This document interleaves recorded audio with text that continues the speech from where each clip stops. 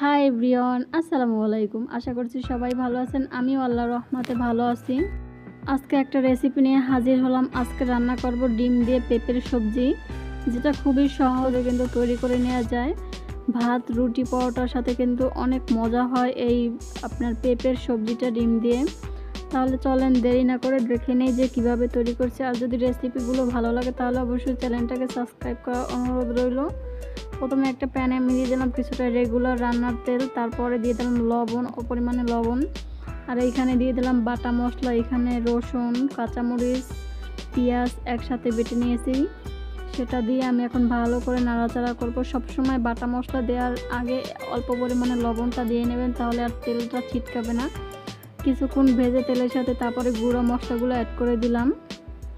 তারপরে মশলাটা কষানোর জন্য অল্প পরিমাণে পানি দিয়ে দিলাম। এখানে এখন ভালো করে মশলাটাকে আমি কষিয়ে নেব।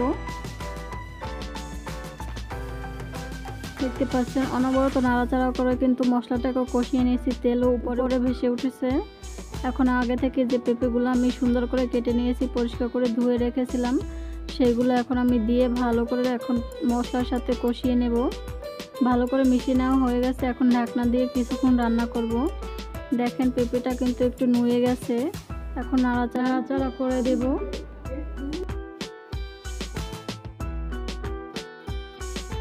অল্প পরিমাণে লবণ প্রথমেই দিয়েছিলাম, আবার কিছু লবণ দিয়ে দিলাম আমি। দিয়ে ভালো করে নাড়াচাড়া করে নিব। এখন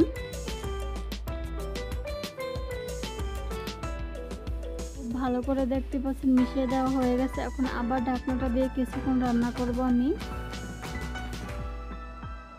বেশ কিছুক্ষণ পরে ঢাকনাটা উঠিয়ে নিলাম। এখন ভালো করে নাড়াচাড়া করে মিশিয়ে নেব।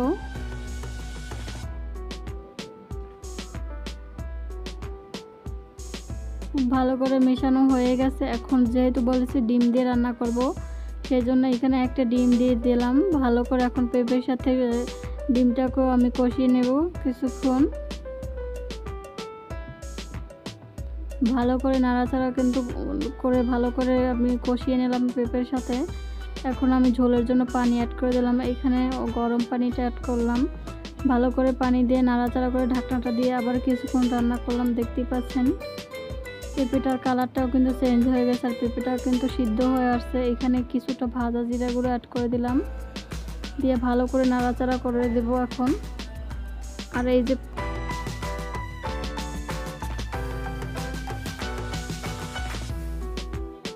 এখন কিছুটা ধনেপাতা দিয়ে দেব।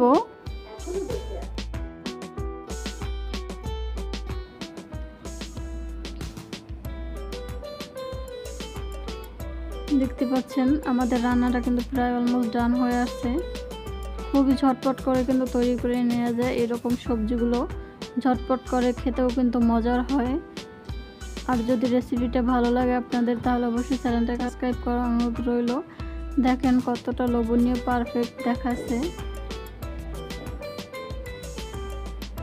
যে কেউ অনায়াসে এরকম রান্নাটা করে নিতে পারবেন।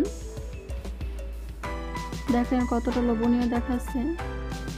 ধন্যবাদ। সবাই ভালো এবং সুস্থ থাকবেন, আর আমার এই চ্যানেলটাকে সাবস্ক্রাইব করবেন। আল্লাহ হাফেজ।